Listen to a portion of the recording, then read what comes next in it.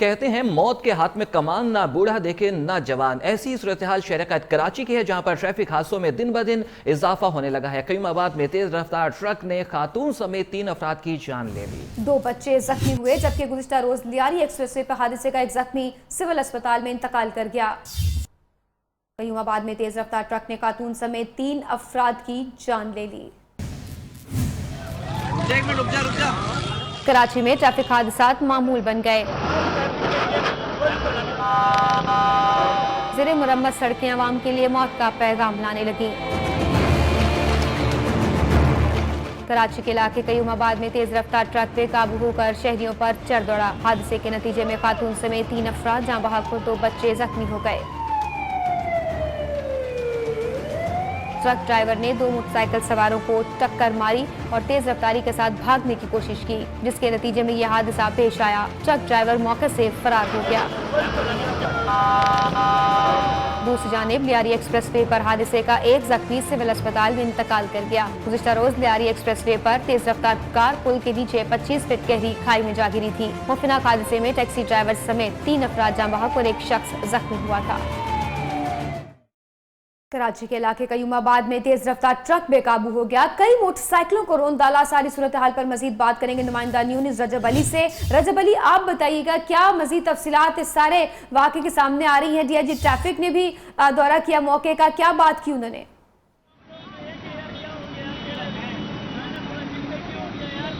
जी बिल्कुल, इस अफसोसनाक ट्रैफिक हादसे में 3 अफराद जाबाक हो गए। डीआईजी ट्रैफिक मौके पर पहुंचे थे।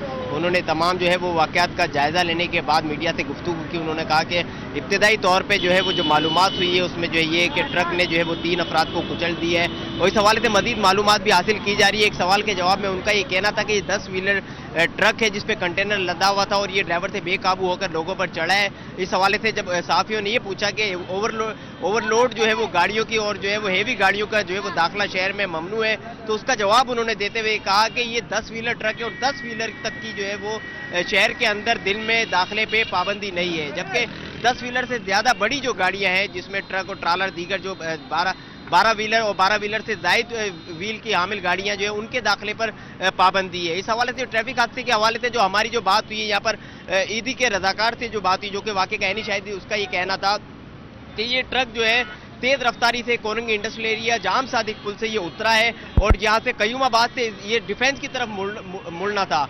ताम जो है ये इसी कयूमाबाद मेन चौक पर जो है वो ड्राइवर से बेकाबू हुआ है और देखते ही देखते पहले उसने जो है वो रोड पर एक मोटरसाइकिल सवार को कुचला है, जिसमें मोटरसाइकिल सवार रॉबिन मुश्ताक नाम उसका जो है वो शनाख्त हुआ, वो जहाँ भाग हुआ। उसके 2 बच्चे, मासूम बच्चे 7 से 8 साल उम्र है, वो जख्मी हुए। उनको कुरोनने के बाद जो है ये ट्रक फुटपाथ के ऊपर चढ़ा है। फुटपाथ के ऊपर एक गदागर खातून जैनब, जिसका नाम बताया जा रहा है कि वो फौत हुई। उसके बाद जो है वो सड़क के दूसरी जानिब जिस सड़क पर हम खड़े हुए इस तरफ ये ट्रक आया और उसने एक और मोटरसाइकिल सवार को रौंदा और उसके साथ ही जो है वो ये ट्रक उलट गया है। इस तरह जो है अफसोसनाक हादसे में 3 अफराद जाबाक और 2 अफराद जख्मी हो गए। जबकि शहर में जो है वो अगर देखा जा रहा है कि तवातर के साथ जिन मुकामात पर तरक्याती काम जारी है उन पर तो हादसा हो ही रहे थे। ये वो मकाम है जहाँ ना कोई तरक्याती काम चल रहा था और ना पर कोई जो है वो सड़क को टूट फूट का निशान है। ये बिल्कुल एक स्मूथ सड़क है, इस पर हादसा हुआ है। इस हवाले से डीआईजी ट्रैफिक आसिफ एजाज शेख से जो बात हुई उनका ये कहना था कि इब्तिदाई तौर पे जो है वो इस हवाले से अभी मजीद मालूमात हासिल की जा रही है कि आया इस ट्रैफिक हादसे की वजह क्या थी। अगर देखा जाएगा कि अगर ऐसे 10 व्हीलर ट्रक भी अगर हादसा का सबब बन रहे हैं तो वो हुकूमत को तजवीज़ देंगे कि 10 व्हीलर ट्रक पर भी शहर में दिन के औकात में जो है वो दाखिले पर पाबंदी लगा दी है। जी बहुत शुक्रिया रजब अली, आपने हमें इस हादसे की तफसीलात से आगाह किया।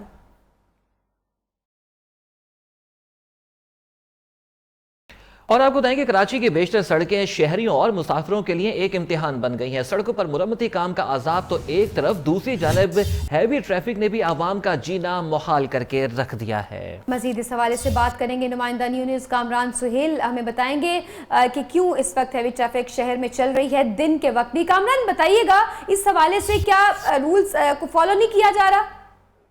देखिए, ये जरूर है कि कराची शहर के अंदर जो बड़े हैवी ट्रैफिक हैं उन पर जो है वो दिन के औकात में पाबंदी आयद की गई है और ये अरसा दराज से पाबंदी है। लेकिन उसके बावजूद जो है वो ट्रैफिक पुलिस एहलकार और जो डिपार्टमेंट है इनकी मिली भगत से ये जो हैवी ट्रैफिक शहर में दाखिल होते हैं और चूंकि ये इंतहाई खतरनाक रफ्तारी से जो है वो ये ड्राइव कर रहे होते हैं।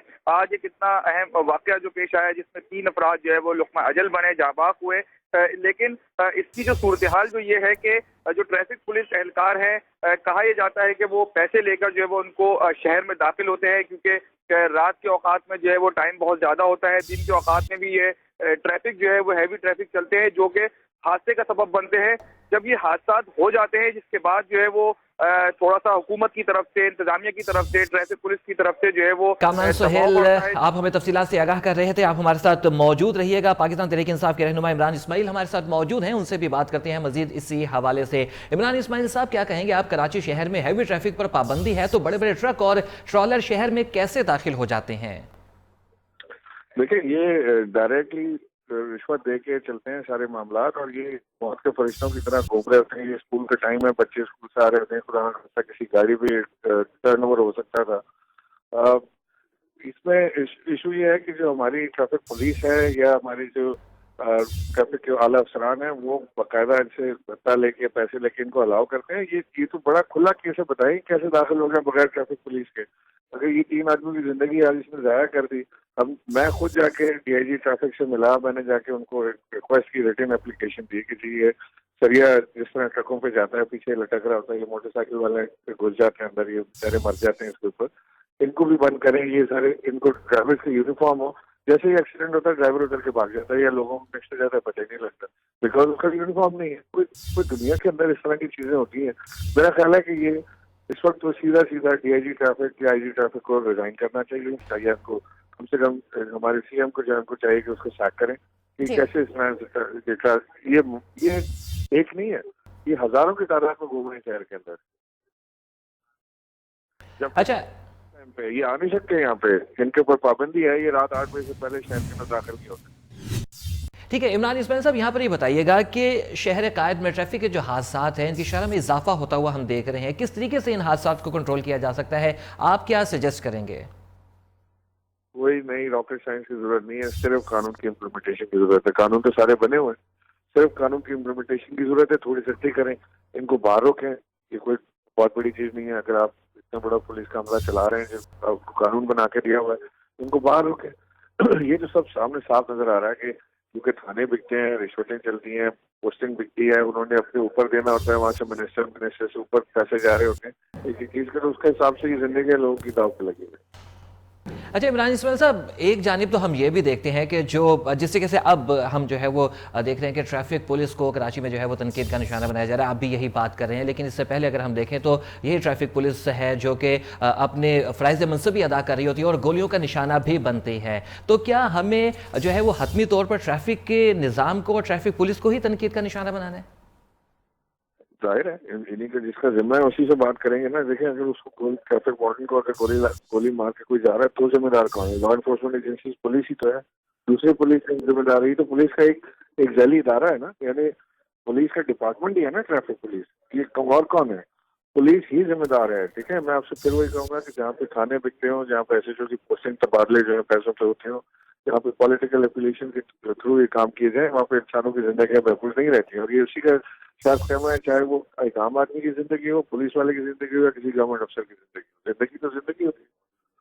जी बहुत शुक्रिया इमरान इस्माइल साहब, रहनुमा पाकिस्तान तहरीक इंसाफ सारी सूरत हाल पर बात कर रहे थे कि ज़्यादा रॉकेट साइंस नहीं है इस खतरनाक सूरत हाल को कंट्रोल करने के लिए। सिर्फ इतना है कि कानून की बालादस्ती होनी चाहिए, इम्प्लीमेंटेशन होना चाहिए कानून पर, उसके बाद हम इन हादसात पर भी काबू पा सकते हैं। जहाँ रूल्स एंड रेगुलेशन हो और गुड गवर्नेंस में ये सारी चीज़ें आ जाती हैं। इसके लिए कोई नया लाहेअमल नहीं बनाना, पहले से बनाए हुए कानून मौजूद हैं, असूल मौजूद हैं, उन पर अमल दरामद बहुत ज़रूरी है। आज तो खुद सिंध गवर्नमेंट के हवाले से ये हुकाम ही इस बारे में श्योर नहीं है कि कौन सी ट्रैफिक को हैवी ट्रैफिक में शुमार किया जा सकता है और कौन सी नहीं। डीआईजी ट्रैफिक के कहते हैं कि जो 10 व्हीलर से बड़े ट्रॉलर्स हैं उन पर पाबंदी है, तो क्या इससे छोटे ट्रक या ट्रॉलर जो है वो हैवी ट्रैफिक में शुमार नहीं होते? इन पर पाबंदी क्यों नहीं है? कामरान सुहेल, नुमाइंदा न्यूज़, हम इस सवाल से कुछ मजीद बताएंगे। कामरान, इस सवाल से बताइएगा।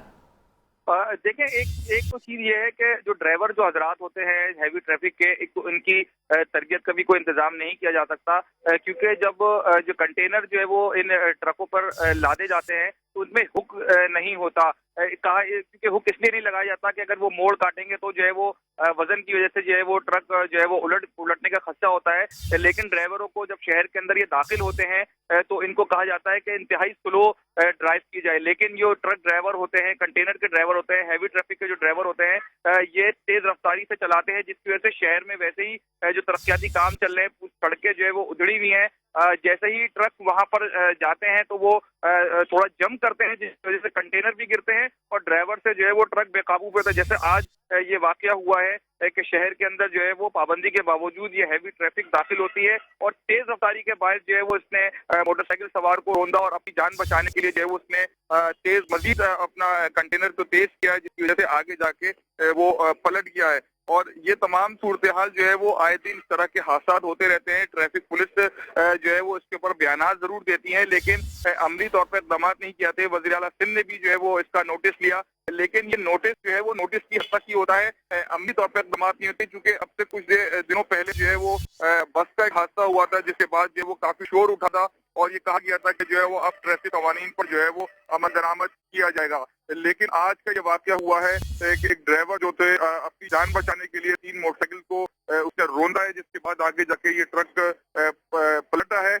लेकिन खुशकिस्मती से जब ट्रक पलटा है तो उस वक्त तो कोई नुकसान नहीं हुआ, अलबत्ता वहाँ पे ट्रैफिक इतना नहीं था। खुशकिस्मती से उधर भी जो है कोई जाने, लेकिन उससे पहले ट्रक ड्राइवर की गलती के बाद चूंकि ये तेज रफ्तार के बायस जो है वो इसने ये हादसा किया है और जो तमाम सूरत हाल है, हुकूमत जो है वो इस जानिब कोई तवज्जो नहीं देती। जबकि बहुत शुक्रिया आपका कामरान सुहेल, आपने हमें अब तक की तफसीलात से आगाह किया। और अब बात करेंगे कुछ सिंध यूनिवर्सिटी जामशोरों की, जहां पर पॉइंट बस की जद में आकर तालिबा जाम बहक हो गई। यूनिवर्सिटी के तलबा और तालिबात ने सुपर हाईवे पर एहतजाज किया है। ट्रैफिक की आमदोरफ्त मअतल रही है। सिंध यूनिवर्सिटी में ज़ेर तालीम कासिमाबाद की रिहायशी तालिबा शाइस्ता पॉइंट बस की जद में आकर शदीद जख्मी हो गई, जिसे सिविल अस्पताल जामशोरों तशवीशनाक हालत में मुंतकिल कर दिया गया, जहाँ पर कई घंटे तक जिंदगी और मौत की कशमकश में मुब्तला रहने के बाद तालिबा जाम बहक हो गई। वाक़े पर यूनिवर्सिटी के सैकड़ों तलबा ने सुपर हाईवे पर आकर एहतजाज किया और नारेबाजी की और धरना दिया, जिसकी वजह से सड़क पर ट्रैफिक का निज़ाम दरहम बरहम हो गया। सिंध यूनिवर्सिटी में जामशोरों में इससे कबल भी पॉइंट बस से गिरकर एक तालिब इल्म जाम बहक हो चुका है। कुछ बात करेंगे Pakistan super league fixing scandal की, जिसके मरकजी किरदारों शर्जील खान और खालिद लतीफ को नोटिस दे दिए गए हैं। नोटिस ऑफ डिमांड के तहत खिलाड़ियों को चार्जशीट जारी की जाएगी। पीएसएल में फिक्सिंग के कीचड़ को खराब करने की कोशिश करने वाले शर्जील खान और खालिद लतीफ आज पीसीबी हेडक्वार्टर लाहौर पहुंचे तो Pakistan cricket board anti corruption unit के सरबराह कर्नल आजम ने दोनों से अलग अलग मुलाकात की और फिक्सिंग मामले के हवाले से पूछताछ की। तहम मुलाकात में दोनों क्रिकेटर्स को नोटिस जारी किए गए। नोटिस ऑफ डिमांड के तहत दोनों खिलाड़ियों से मोबाइल डाटा और आमदरफ्त का रिकॉर्ड तलब कर लिया गया है। इन खिलाड़ियों को अपनी मुलाकात और दीगर सरगर्मियों की तफसीलात भी देना होंगी। खिलाड़ी पीसीबी को तमाम तफसीलात आज फ्राहम करेंगे, जिसके बाद खिलाड़ियों को चार्जशीट दी जाएगी।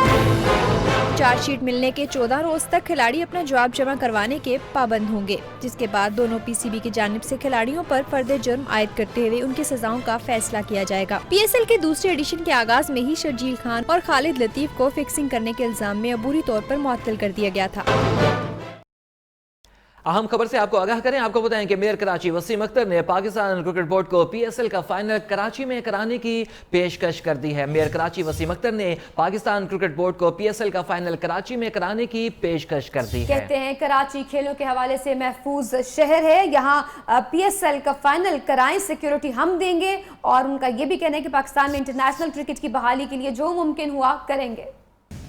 मेयर कराची वसीम अख्तर ने पाकिस्तान क्रिकेट बोर्ड को पीएसएल का फाइनल कराची में कराने की पेशकश कर दी है। कहते हैं कि कराची खेलों के हवाले से महफूज शहर है, अगर फाइनल कराची में मुनक्किद किया जाए तो तमाम जिम्मेदारी कबूल करने को तैयार हैं। पीसीबी को ऑफर करता हूँ कि ये जो हालात हैं, मुख्तलिफ सूबों में बम ब्लास्ट हो रहे हैं, लाहौर में भी बम ब्लास्ट हुआ, अगर पीएसएल का फाइनल कराची स्टेडियम में करवाया जाए तो as a mayor I take responsibility. Cricket के शायकीन ने भी PSL के फाइनल को कराची मुंतकिल किए जाने की ऑफर को खुशाइन करार दिया है। बिल्कुल होना चाहिए कराची में, क्योंकि कब तक हम बाहर मुल्कों को वो सपोर्ट करते रहेंगे और बाहर की सिक्योरिटी को देखते रहेंगे, तो कराची में या पाकिस्तान में ऐसे मैचेस होने चाहिए। कराची में होना चाहिए क्योंकि कराची वाले काफ़ी दिन से एक्साइटेड हैं। अगर लाहौर में हालात वगैरह ख़राब है तो उन्हें चाहिए कि कराची में करें। मेयर कराची का कहना था कि कराची में क्रिकेट के फरोग के लिए PCB से हर मुमकिन ताउन करेंगे। उन्होंने मजीद कहा कि कराची में खेलों का इंफ्रास्ट्रक्चर बेहतर करने के लिए कोशां हैं। अजला की सतह पर भी खेलों के मुकाबले मुनक्किद किए जाएंगे। कैमरामैन वकार सुलेमान खैल के साथ जाहिद गफ्फार, नियो न्यूज़ कराची। और अहम खबर से आपको आगाह करें, आपको बताएं कि पाकिस्तान सुपर लीग के सनसनीखेज मुकाबले जारी हैं। PSL की दो बड़ी टीमें आज टकराएंगी। लाहौर कलंदर्स और कराची किंग्स ने तैयारियों को हतमी शक्ल दे दी है। कलंदर्स को एक फतह के बाद किंग्स पर नफसियाती बर्तरी हासिल है। लाइव एक्शन पाकिस्तानी वक्त के मुताबिक रात 9 बजे शुरू होगा।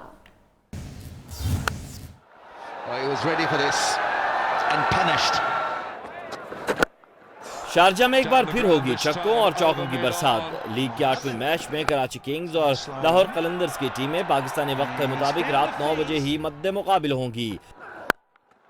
दोनों ही टीमों ने अहम मैच के लिए तैयारियां मुकम्मल कर ली हैं। ब्रेंडन मैकुलम की टीम अपने 3 मैचेस में वाहिद फतह समेट चुकी है जो उसे इस्लामाबाद यूनाइटेड के खिलाफ हासिल हुई थी। कलंदर्स को बाकी 2 मुकाबलों में शिकस्त का सामना करना पड़ा था। दूसरी जानिब कुमार संगाकारा की कराची किंग्स टीम है जो कोयटा ग्लैडिएटर्स और पेशावर ज़ल्मी के खिलाफ 2 मैचेस खेलकर ताहाल कामयाबी से महरूम है। ताहम संगाकारा का कहना है साबिक गलतियों को भुलाकर जीत के अज़्म के साथ मैदान में उतरेंगे। एक अहम लेकिन अच्छी खबर अपने नाज़रीन को देते हैं। Pakistan super league final Lahore में कराने के हवाले से PCB को एक हौसला अफजा खत इंग्लिश बोर्ड के सदर और पाकिस्तानी टास्क टीम के सरबराह जायज क्लार्क का मिला है, जिसमें उन्होंने वाज़ेह तौर पर कहा है कि पाकिस्तान दुश्मन कुव्वतों को शिकस्त देने के लिए लाहौर में फाइनल जरूर होना चाहिए। बावसूख ज़राए का कहना है कि चार्ल्स क्लार्क की ईमेल के मुताबिक लाहौर सानहे पर गहरे दुख का इजहार किया गया है। ईमेल में PCB से कहा गया है कि वो फाइनल लाहौर में कराने के लिए साबित कदम रहे। ICC के सिक्योरिटी माहिरीन हर सूरत में पाकिस्तान आएंगे। चार्ल्स क्लार्क ने PSL चेयरमैन नजम सिटी से कहा है कि लाहौर में जो कुछ हुआ उससे दुख है, लेकिन अगर फाइनल ना हुआ तो फिर दहशतगर्दों के अज़ाइम मजबूत होंगे। दहशतगर्दों के खात्मे के लिए गैर मुल्की क्रिकेटर्स को भी पाकिस्तान की मदद करना होगी। ताहम उन्हें उम्मीद है कि गैर मुल्की खिलाड़ी लाहौर आएंगे।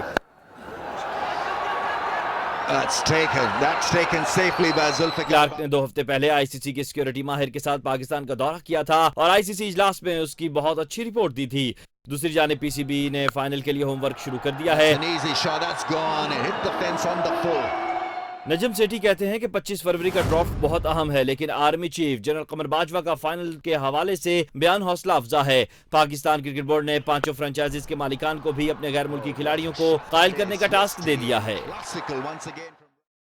और अब आपको दिखाएंगे पहलवान का गुस्सा। जी हां, गुजरांवाला में पुलिस की तरफ से नाके पर रोकने और तशद्दुद करने पर पहलवान गुस्से में आ गया। पहलवान ने पुलिस एहलकारों को धोबी पटका लगाने की कोशिश की तो शेर जवानों ने बड़ी मुश्किल से पहलवान को काबू किया। जी हाँ, माजरा क्या है, नुमाइंदा न्यूज़ अतीक रहमान से जानते हैं। अतीक, बताइएगा पहलवान के साथ कैसे पंगा ले लिया?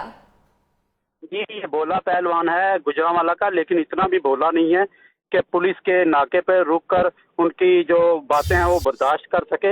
ये इसने जब पुलिस ने इसको भोले पहलवान को नाके पे रोका और कागजात चेक करवाने के लिए कहा तो वो सीखपा हो गया, जिस पर पुलिस वालों ने इसको गाली गलौज की कोशिश की तो भोले पहलवान ने अपना जोर आजमाई शुरू कर दी, उनको धोबी पटके मारने की कोशिश की है और साथ में उनको उन पे जो मुक्कों की बारिश की कोशिश की। पुलिस वालों ने फिर इसको काबू में किया, जबकि इसी दौरान वो अपनी मोटरसाइकिल छोड़कर पथराव करता हुआ वहां से फरार हो गया। जी, फरार कैसे हो गया अतीक रहमान? मोटरसाइकिल भी वहीं छोड़ दी है, ये पुलिस वालों ने फिर उसको पकड़ने की कोशिश नहीं की? जी, वो मैं आपको बताऊं, पुलिस ने उससे बदतमीजी की। जाहिर है उनको ये था कि अगर ये मामला ज्यादा तूल पकड़ गया तो शहरी भी इसमें मुलव्वस ना हो जाएं, जो कि अक्सर यहाँ पे गुजरांवाला में देखने में आता है कि इस किस्म के अगर मामला हों तो शहरी जो है वो पुलिस के खिलाफ हो जाते हैं। थाना पीपल्स कॉलोनी की तरफ से लगाए गए नाके पर पहलवान को रोकना पुलिस को महंगा पड़ गया। बहुत शुक्रिया आपका अतीक रहमान हमें तफसीलात से आगाह करने का। खबरें और भी हैं लेकिन इस ब्रेक के बाद न्यूज़ के साथ रहिए।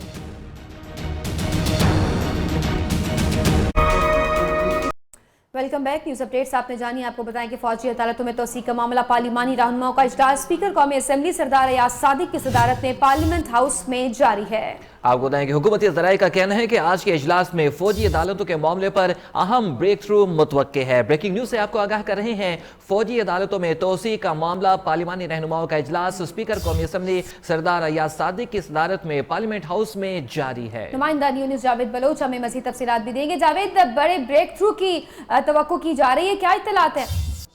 जी बिल्कुल, आज ये सिलसिले का 5वां इजलास है जो स्पीकर कौमी असम्बली सादिक की ज़रिए सदारत जारी है। इसमें तमाम जमातें इसमें आज शरीक हैं, चूँकि पिछले इजलास में जो है मौलाना फजलुर्रहमान और महमूद खान चौधरी की जमात जो है वो इसमें शरीक नहीं थी, इसलिए फैसला नहीं हो गया था। अभी थोड़ी देर पहले वज़ीर ख़ज़ाना इसहाक़ डार ने हमें बताया कि आज जो तमाम जो रिक्वायरमेंट थी पोजीशन की वो पूरी की जा चुकी हैं, जो इतराज़ात थे वो दूर किए जा चुके हैं। और हमारे ज़राए का ये कहना है कि आज किसी बड़े ब्रेक थ्रू का भी इम्कान है, क्योंकि तमाम जमातें जो है वो राजी हो चुकी हैं फौजी अदालतों की मदद में तोसी के लिए, इसलिए इजलास जारी है। अभी ज़राए का ये कहना है कि इसहाक़ डार ब्रीफिंग दे रहे हैं इजलास को, जो रोड मैप है कानूनी इस्लाहात मुतल्लिक, वो भी ब्रीफिंग जारी है, जिसके बाद जो है वो अहम फैसला मुतवक्के है। बहुत शुक्रिया जावेद बलोच आपका।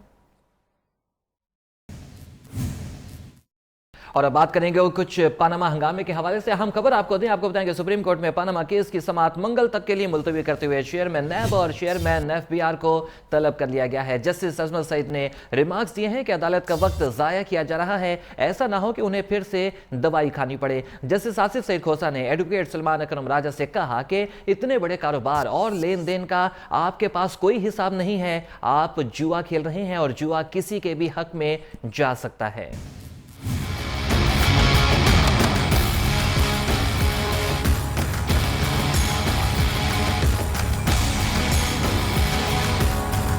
सुप्रीम कोर्ट में वज़ीर आज़म के बच्चों के वकील सलमान अकरम राजा के दलाइल मुकम्मल। हुसैन नवाज के मलकियती फ्लैट से मुतालिक मजीद दस्तावेजात भी जमा करा दी। बेंच के सरबराह जस्टिस आसिफ सईद खोसा ने सलमान अकरम राजा से मुकालमा करते हुए कहा कि आप कहते हैं सारा सरमाया कतरी ने दिया, इतने बड़े कारोबार और लेन देन का आपने कोई हिसाब नहीं रखा, क्या दस्तावेजात ना देना आपकी हिकमत अमली है? जस्टिस आसिफ खोसा का मजीद कहना था कि इसीलिए तो वो कह रहे हैं कि आप जुआ खेल रहे हैं, जुआ किसी के हक में भी जा सकता है। वज़ीर आज़म ने फ्लैट्स खरीदने का बयान दिया, बच्चों ने तरदीद कर दी, जबकि फंड्स की वजाहत भी इत्मीनान बख्श नहीं। जस्टिस अजमत सईद ने रिमार्क्स दिए कि हमारा वक्त जाया किया जा रहा है, मुकदमा सिर्फ यह है कि मरियम जायदाद की बेनिफिशियल ट्रस्टी हैं या नहीं। अगर हम वज़ीर आज़म की तकारीर को नजरअंदाज करते हैं तो कसूरवार होते हैं। उन्होंने सलमान राजा को मुखातिब करते हुए कहा कि ध्यान करें, मुझे कहीं दोबारा दवाई न खानी पड़ जाए। जस्टिस एजाज अफजल ने वज़ीर आज़म के बच्चों के वकील से इस्तफसार किया कि अगर नईम बुखारी के दस्तावेजात की तस्दीक हो जाती है तो आपकी कहानी कहाँ जाएगी। अदालत ने केस की समाअत मंगल तक मुलतवी करते हुए चेयरमैन नैब, चेयरमैन एफबीआर को तलब कर दिया। अदालत ने करार दिया कि अगले हफ्ते समाअत सिर्फ 3 रोज होगी। चेयरमैन तहरीक इंसाफ इमरान खान ने पनामा केस का फैसला आइंदा जुमेरात तक होने की उम्मीद जाहिर कर दी। कहते हैं खजाने की मिसाल ऐसी है जैसे दूध की हिफाजत पर बिल्ले बैठे हैं, सब कुछ कतरी पर डाल दिया। पीटीआई रहनुमा फवाद चौधरी कहते हैं कि नून लीग बहाने बना रही है, इनके पास कोई दस्तावेज नहीं। दूध की हिफाजत पर बिल्ले बैठे हैं, सब कुछ कतरी पर डाल दिया। नून लीगी अब भी कोशिश कर रहे हैं कि अदालत केस ना सुने। कप्तान मुखालिफिन पर फिर बरस पड़े। पनामा केस की समाअत के बाद अदालत के बाहर मीडिया से गुफ्तगू में इमरान खान ने कहा कि खजाने की मिसाल ऐसी है जैसे दूध की हिफाजत पर बिल्ले बैठे हैं, उनके पास कोई मनी ट्रेल नहीं, सब कुछ कतरी पर डाल दिया। अगर कतरी का खत कहानी है तो केस ही खत्म हो गया। 8 महीने तक कोई पता नहीं चला, एकदम कतरी पहुंच गया। ना बच्चों ने कतरे की बात की, ना नवाज शरीफ ने 3 तकरीरों में बात की, और अब सारा कुछ ही कतरी पर डाल दिया। कतरी को आज अदालत ने क्या लफ्ज इस्तेमाल किया था कि कहानी है, कतरी के खत को कहानी बना दिया। अगर कतरी का खत कहानी है तो उनका केस ही खत्म हो गया। मीडिया से गुफ्तगू के दौरान पीटीआई रहनुमा फवाद चौधरी ने कहा कि अदालत में मुझसे खेज दलाइल पेश किए जा रहे हैं। तहरीक इंसाफ ने इमरान खान की 1983 से मनी ट्रेल दी, लेकिन नून लीग के पास तो 2006 की दस्तावेजात भी मौजूद नहीं। 1983 का अपार्टमेंट उन्होंने लिया, उसके बाद बेचा, उसके बाद पाकिस्तान पैसे आए। 1983 से मनी ट्रेल हमने दी है, इस वक्त इलेक्शन कमीशन में पड़ी हुई है इमरान खान की। इनके पास 2006 का रिकॉर्ड नहीं है। फवाद चौधरी ने कहा कि नून लीग बहानेबाजी से काम ले रही है, ताहम फिर भी 10 रोज में दूध का दूध और पानी का पानी हो जाएगा। खान साहब ने लीगी क़यादत को बिल्ले से तशबीह दी तो फिर लीगी रहनुमा भी कहां चुप रहे। तलाल चौधरी ने इमरान खान को अदाकार करार दे दिया। कहते हैं कि अदालत में उनके चेहरे लटके हुए जबकि कैमरों के सामने आग बगोला होते हैं। मरियम औरंगजेब ने कहा कि पिछले 9 माह से पुरानी बातें दोहराई जा रही हैं। माइजा हमीद ने इमरान खान को नाकाम खान करार दे दिया। पनामा केस की समाअत के बाद अदालत के बाहर नून लीगी रहनुमाओं के फिर जवाबी वार, कप्तान पर तनकीद के निस्तर खूब चलाए। मरियम औरंगजेब का कहना है इमरान खान तासुर देना चाहते हैं कि नून लीग ने दस्तावेजात जमा नहीं कराई, जबकि नून लीग ने अदालत में तमाम दस्तावेजात दी हैं। लोगों की लिखी हुई किताबें फरीकैन की पिटीशन का हिस्सा है।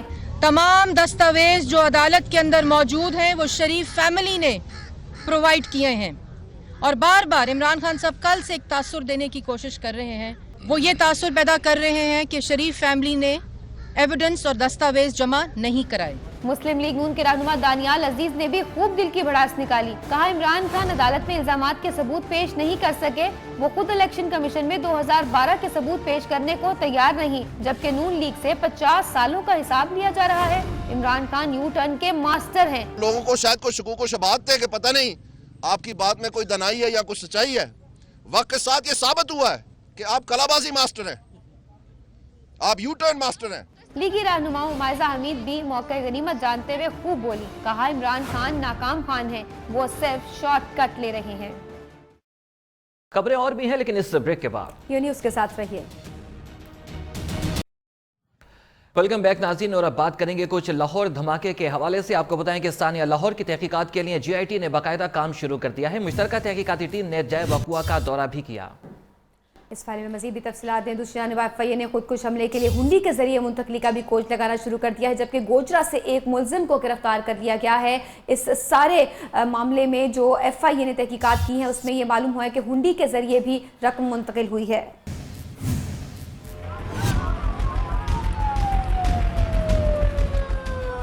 लाहौर धमाके की बाकायदा तहकीकात शुरू। ज्वाइंट इन्वेस्टिगेशन टीम ने बाकायदा काम शुरू कर दिया। GIT ने चेरिंग क्रॉस पर जाय वकुआ का दौरा किया और हासिलशुदा शवाहिद की तफसीलात जमा की। ज़राए का कहना है कि CTD ने GIT को जियो फेंसिंग रिपोर्ट भी फराहम कर दी है।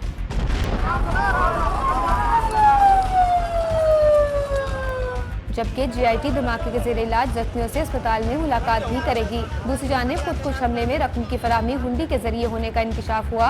FIA ने खुफिया इदारों की तला पर गोजरा में कार्रवाई करते हुए हुंडी के कारोबार में मुलविस एक मुलजिम को गिरफ्तार कर लिया। ज़राए के मुताबिक गिरफ्तार मुलजिम लाहौर धमाके के हवाले से रकम की तरसील में भी मुलविस है।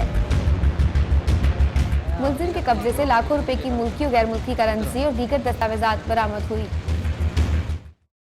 लाहौर दहशतगर्दी के हवाले से आपको मजीद बताएंगे, लेकिन इससे पहले आपको लिए चलते हैं चेयरमैन PCB शहरियार खान की जानिब। वो मीडिया से गुफ्तगू कर रहे हैं कि हमें मोहतात होना है कि हमारी लीगल प्रोसेस जो है वो मुकम्मल हो, लीगल प्रोसेस मुकम्मल हो। इसलिए कि हो सकता है बाद में वो कोर्ट में जाएं तो हमारा मौक़िफ़ जो है वो ऐसा होना चाहिए कि बिल्कुल वाटर टाइट होना चाहिए लीगली। इसी वजह से उनसे पहले इनफॉर्मली बात कर रहे हैं, उनको बता रहे हैं कि उनके ख़िलाफ़ क्या बहास है, उसका जवाब जब देंगे। कल उन्होंने उनसे बात की तो उन्होंने कहा था कि हम अपनी फैमिली से पूछ के आपको बताते हैं। तो फैमिली से बात कर ली है। अब वो वक्त ख़त्म हो गया। अब फॉर्मल उनको इंडाइट करना है कि आप ऑन रिकॉर्ड क्या कहते हैं। तो 1-2 दिन में होगा। फिर साहब जब उनके खिलाफ एविडेंस थे जिनकी पकड़ा गया, जिनकी वजह से उनको घर भी वापस भिजवा दिया गया, तो फिर उसके बाद इनफॉर्मल गुफ्तगू का क्या लॉजिक रह जाती है? देखिए लॉजिक ये है कि हमें ऑन रिकॉर्ड उनसे बात करवानी है। इनफॉर्मल बात होती है तो it's one man word against another man. तो इस वजह से फॉर्मल जब बात होगी तो रिकॉर्ड होगी, वीडियो होगा, रिकॉर्डिंग वगैरह होगी, वो 1-2 दिन में हो जाएगी। चार्जशीट कब तक हो जाएगी? Shahryar Khan chairman Pakistan cricket board media से गुफ्तगू कर रहे थे। उनका कहना है कि अभी उनको थोड़ा इनफॉर्मल उनसे बात की गई है, उनको वक्त दिया गया है, उसके बाद बाकायदा जो नोटिस है वो उसका जवाब देंगे।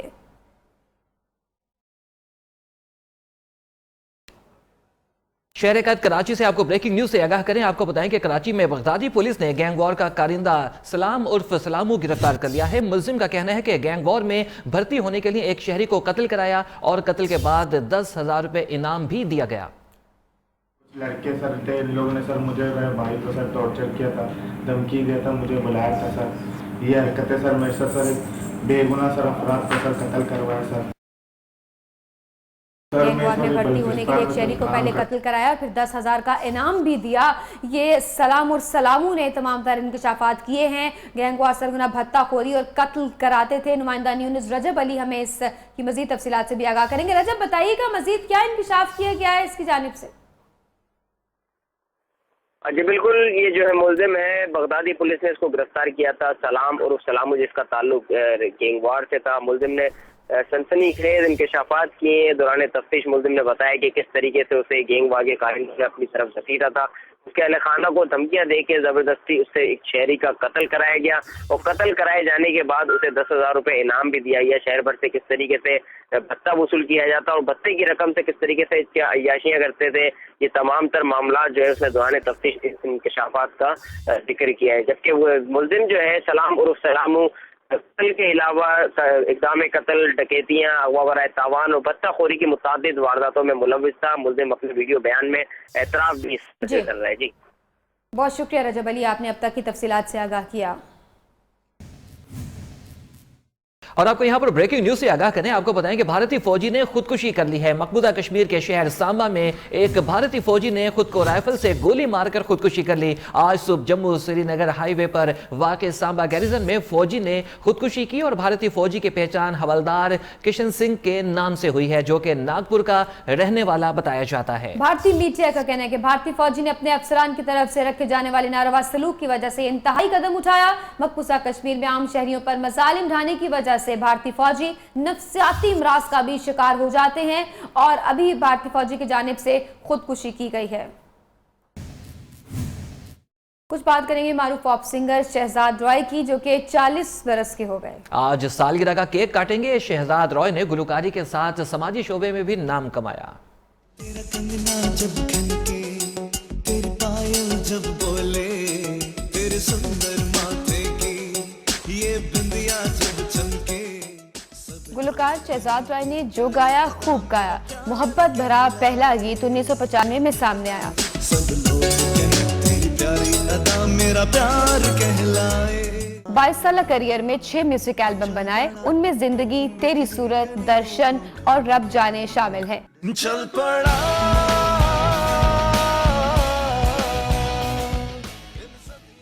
इसके साथ ही न्यू न्यूज से फिलहाल इतना ही। मज़ीद खबरों और अपडेट्स के लिए न्यू न्यूज के साथ रहिए।